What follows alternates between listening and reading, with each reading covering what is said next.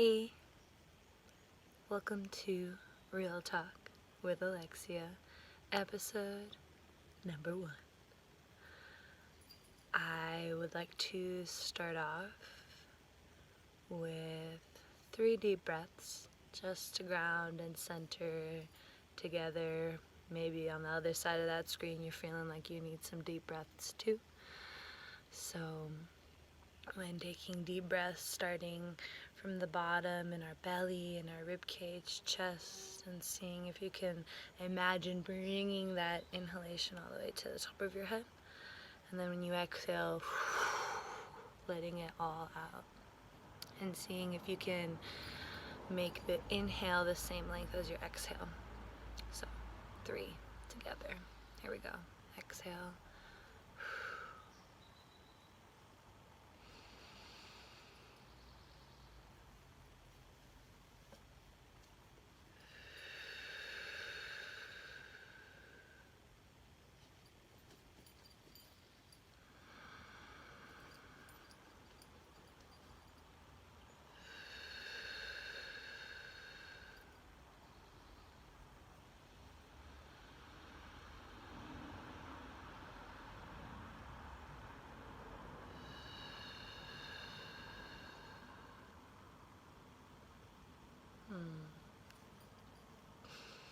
Thanks. I would like to start with things I'm grateful for, because the list is like so long, and it's a good practice every day to say or think of what you're grateful for. And number 1, cranberry. My little Dudge. You see the little Dudge? She's just so lovable and regal, and she's teaching me so much about myself and my animal part, my dog inside of me. Cranberry is a great reflection in that way. I'd like to say I'm so grateful for Casey and Patrick, my business partners / soul pack / inspired spiritual energetic lights that have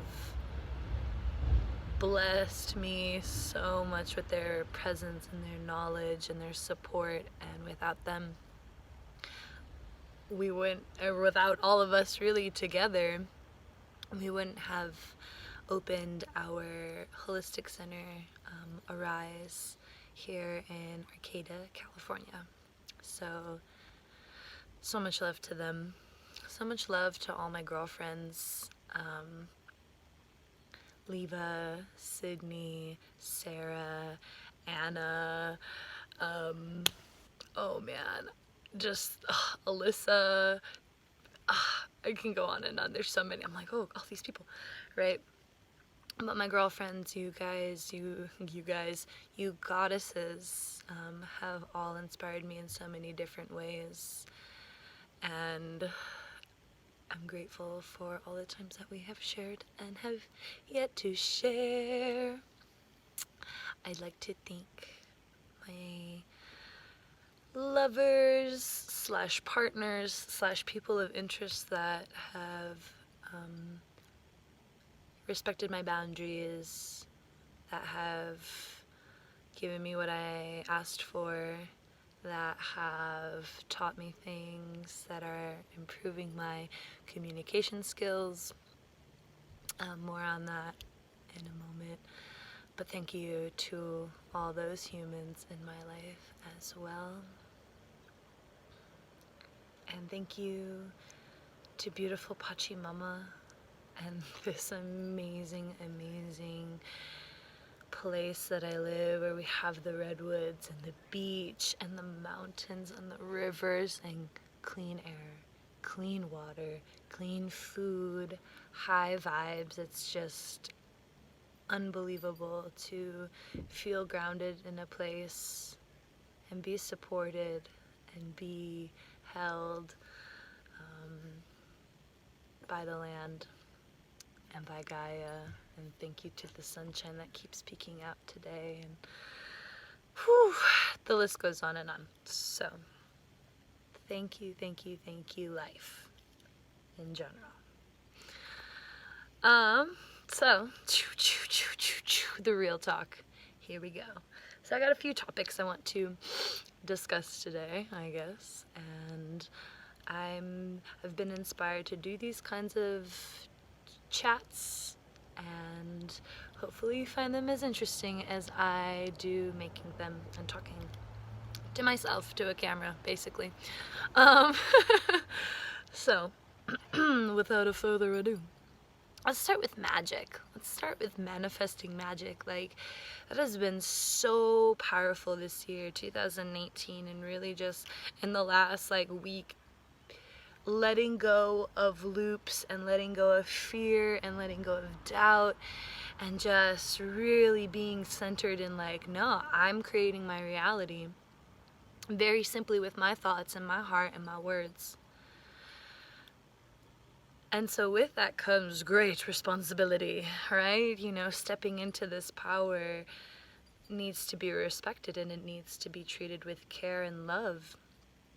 And with all this being said, we are magic, in our core essence. We are magic. We're this energetic cloud, right?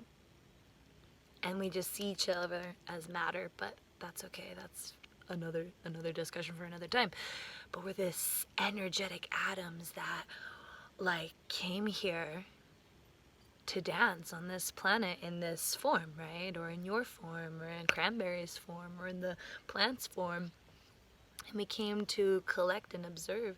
But as that, I feel too, we have this next level of consciousness, or soul, if you will, our higher being outside of us that is within us as well, that has infinite capabilities to create. So let me let you in on these witchy secrets. It's very simple. Number one, all that you say that you want or that you need needs to come from a place of love, right? It needs to come from this place of non-harm to yourself or to others. It needs to come from a place of pure intention. Numero dos, being impeccable and specific and clear and concise with how you present your spells, or what you say, or what you think, or what you feel, and what's the loops that you're playing in your head. Are they abundant or are they in lack? Are they optimistic or are they pessimistic?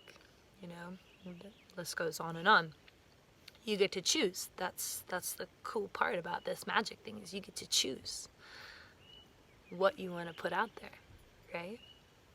I'm going to give you a couple examples. Last week, I said very clearly, I'm going to get X amount of clients to come in to our new space so that I can pay my rent in 1 week's worth of work, And boom, just like that, 1 week, had it, got it, did it. I was like, all right, cool. That's magical, right? The other day, I was walking from a far distance trying to come back to my home, and the hill that I live on is pretty steep, pretty fun, curvy, it would have taken me a solid maybe half hour to an hour just to get up the hill, and I had already walked 30 minutes from where I was. And so I manifested, I was like, when I get on Fickle Hill, which is the road, right? When I get on Fickle Hill, I'm gonna hitch a ride. I'm gonna get a ride. So all up until that point, I'm thumbing. No one's picking me up. No one's even glancing at me, And the moment I turn onto Fickle, I thumbed this motorcyclist, and he waved, and I thought, oh, he thought I was waving. That's cool, whatever. And he loops back around. He goes, "You need a ride?" And I was like, "Oh, thank you. I do need a ride, indeed." So hopped on his motorcycle, got a ride. It was like 5 minutes. I was like, "Cha!" Like magic, right? But even to like small things too, you know, just like eating a berry from outside.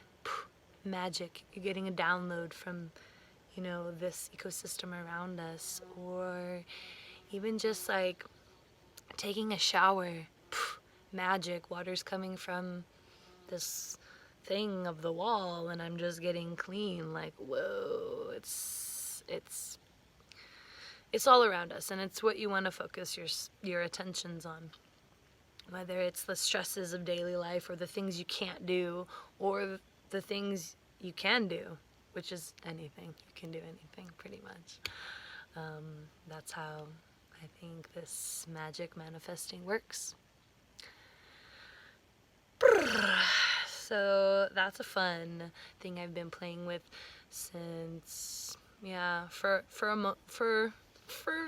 a good moment here of just really getting clear of what kind of magic I want to create in my world.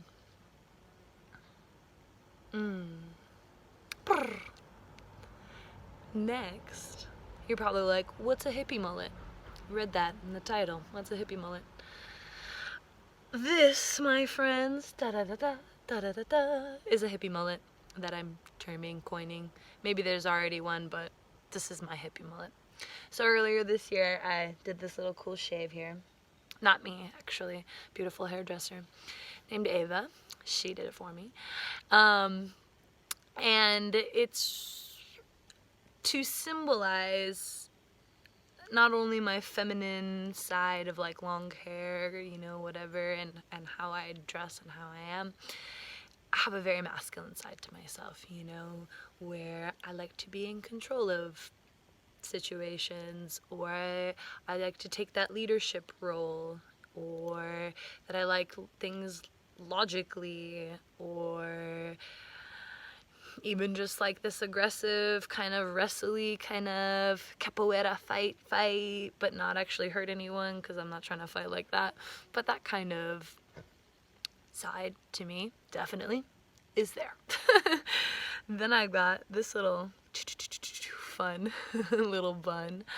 And I feel like that's very playfully feminine, you know, kind of just this flowy, fairy, freaky, femmy energy. And I'm definitely that as well. And I have a lot of feminine goddess power pulsing within me. And then you got the braid. And the braid's kind of like both masculine and feminine, right? We've got all the genders rocking the braid, and it's not only showing like length of hair, which I feel like is a feminine kind of a quality, length of hair, but it's also like a concealed, precise, like, okay, it's all tied together like this so it stays, and that's kind of, in my mind, more masculine, and so it's kind of both. And so this trifecta we have here of the yang energy, yin energy, and like, in my mind, both, we have this like overall kind of androgynous balance point, and which is what I'm trying to come to. And that's actually why I have like this tatty. Oh, I don't even think you can see it. No, you can't. It's like on my oh, there we go. Oh, like that. Okay, that was fun. This little thing right here, I got done stick and poke in India to represent both the balance of the masculine and the feminine, because that's kind of where I struggle. Like sometimes I get way too far the other, and I like to just come back to that center of having the better qualities of both, and maybe not so much the toxic qualities of both, because there are, you know, and we got to keep ourselves in check. So, hippie mullet.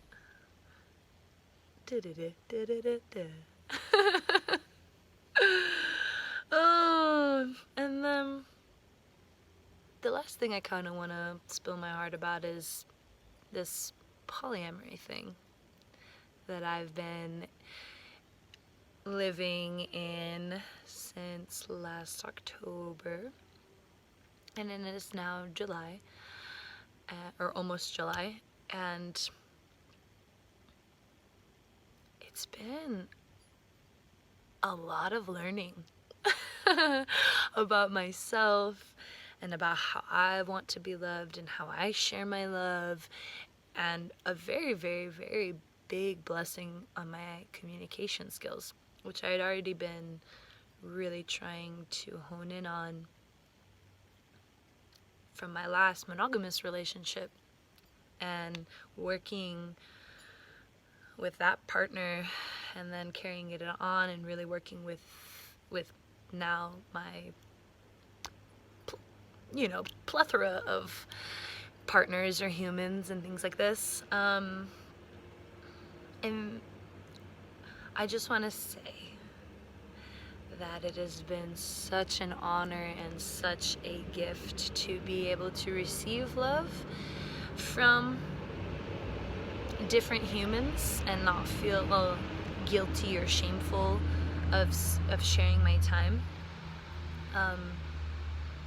We're in our society, we're definitely a monogamously minded society. We pair off, we get married, we have kids. That's just kind of the flow. And up until I moved here to Arcata, I didn't really even think of this concept of polyamory. And for those of you who don't know, polyamory is when you have intimate relations with multiple people and they all kind of know each other or know about each other. It depends on where your communication is at with your people and how you do your polyamory, because there's different ways to do it for different people, different strokes for different folks, and that's different from polygamy, which is one man marrying multiple women, or polyandry, which is a woman marrying multiple men.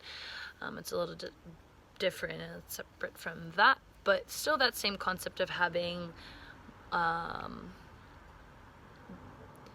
different humans for different needs, because this concept of like one person is gonna fulfill and satisfy all the things that I need from another human being, and for me and in my past relations, that just hasn't worked out. And so I've been trying this, polyamory thing. And not necessarily having sex with all these humans either. I just want to put that out there. It's really like focusing on building a relationship, or at least for me. And it's kind of crazy to think that, just a few years ago, like, I was gonna marry some guy and like live on this sustainable property, and like we had our best friends that were gonna get married and other people were gonna get married, and we're all just gonna be paired off. And there was always something like that felt wrong in me when I felt attracted to other human beings, and that caused a lot of strife, and a lot of jealousy and a lot of control, and I can go on and on about those things. But now that we're on the other end of things and I'm flowing into this like really yummy place where I can be very straightforward when I ask for something from a person of interest or a partner, what have you. And I'm finding that the more clear my boundaries are and the more clear I am with what I need from myself, whether that's like cuddling, or whether that's touch, or whether that's a specific kind of touch, or whether that I need like some quiet time together, or I need space, or there's all these things that we can ask of humans, right? As long as it's coming out of a place of love. And that's my whole life is just really trying to come out from a place of love. So, yeah, much, much, much, much love to all those people that have been teaching me those things in those ways. Because without them, I wouldn't learn about myself, you know, romantic or not. People who come into our lives are reflections, and they're teachers, even the jerks, even the assholes, even the people that piss you off the most. Like, they're here doing their healing. They're here to help your healing, and we just need to hold everyone with that love and with that gratefulness.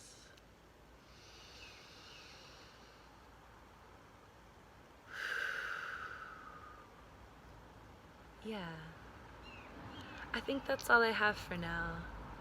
And if you've made it to the end, I super appreciate that you have any interest in what I have to say.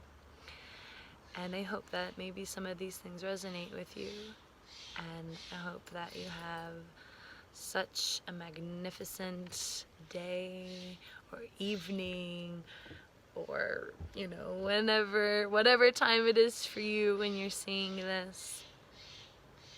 And if you want more information about me or about our wonderful holistic center, Arise in Arcata, all that information will be down below. And so much love.